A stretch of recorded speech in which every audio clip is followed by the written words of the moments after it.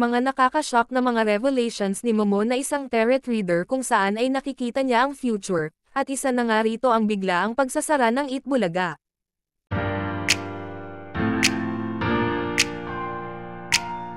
Binalikan ni Romal Chica si Momo Gloria Ascoto, kilalang prophetic witch na taga Cabanatuan City para basahin ang kapalaran ng ilang celebrities ngayong Ghost Month.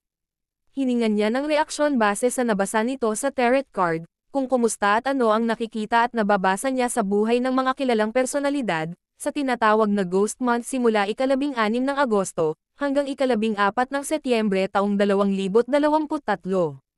Mga noontime shows ang topic ni na Romal Chica at Momo. Nagkakagulo po ngayon ang mga noontime shows tungkol sa mga copyright at kung ano-ano.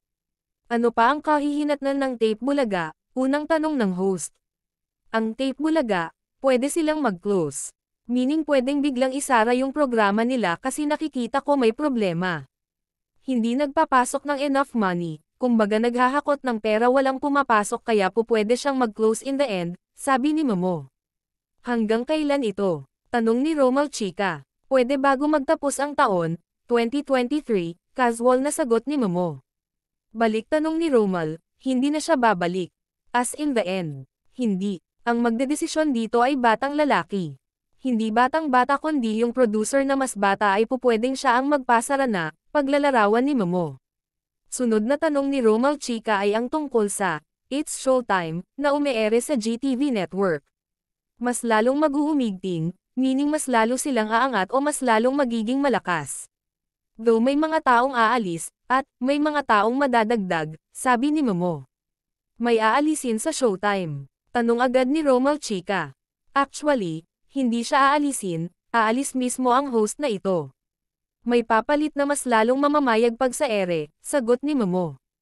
Nababasa ba ni Momo na lilipat ang aalis sa Showtime, sa GMA7 dahil napapanood na rin sila sa GTV. Pwedeng sila ang pumalit, casual na sabi ng tarot reader. Ang TVJ, EAT sa TV5. Tanong ni Romal Chica. Ang future nito magtutuloy-tuloy ito sa ere hanggang magkaroon ng mga bagong host kaya lang hindi nila mahihigitan yung isa, pahayag ni Momo na ang tinutukoy nito ay ang It's Showtime. Natanong din si Willie Revillame na papasok na sa PTV4 at tatapatan ba nito ang noontime shows ng GMA, TV5 at ABS-CBN. Pwede. Nag-iisip siya, Willie, pero depende sa sitwasyon kasi medyo nagdadalawang isip siya tapos meron tong advisor, lalaki to, paglalarawan ni Momo base sa nabasa niya sa kanyang baraha. Tinanong ni Romal kung ano ang nakikita ni Momo kay Jose Manalo na nasa EAT, I think magtutuloy-tuloy ang pagsikat niya. Siguro wag lang lalaki ang ulo niya kung sakaling kumikita na siya ng malaki ngayon ay matuto siyang magtipid kasi itong pagsikat niyang ito ay panandalian lang din naman. Habang mainit pa siya matuto na siyang magtabi para pag dumating ang time na to, at least wala siyang pagsisisi, payo ni Momo kay Jose Manalo. Ito na Momo na pinag-uusapan sa social media, ano ang mangyayari kay Paulo Contis? Tanong ni Romal Chica. Dito sa Itbulaga posible siyang maalis or umalis dahil nasabi ko nang pupwedeng magsara or pupwedeng alisin ang Itbulaga kasama siya roon sa matatanggal pero hindi doon matatapos kasi mamamayag pa rin siya pagdating sa career. Hindi ko naman sinasabi na buong taon kung baga may mga buwan na pwede siyang maging okay at sa mga susunod na buwan magiging malungkot din, paglalarawan ni Momo base sa nabasa niya sa cards. At si Yormis Cu Moreno na parte ng Itbulaga, pwede siyang bumalik sa pagiging politiko. Pwede siya muling tumakbong mayor. Mag-umpisa siya sa ulit sa mababa. Kung siya man ay nakikita natin ngayon sa showbiz yun ay pampalipas oras lang niya, say ni Momo. Samantala, binalikan ni Romal Chica ang mga hula ni Momo last year ng mga celebrities na ito. Tulad ni PBBM na wag magtiwala, sa mga nakapaligid sa kanya na nagkatotoo, dahil sa mga kinakaharap nitong problema lalo na sa nangyayaring gusot sa pagitan ng Pilipinas at China, dahil sa islang West Philippine Sea.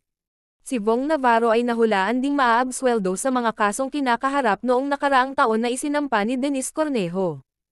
Hinulaan din ni Momo si Chris na hindi muna babalik ng bansa at ini-enjoy nito ang bonding nilang mag-iina na totoong nangyayari ngayon sa Amerika.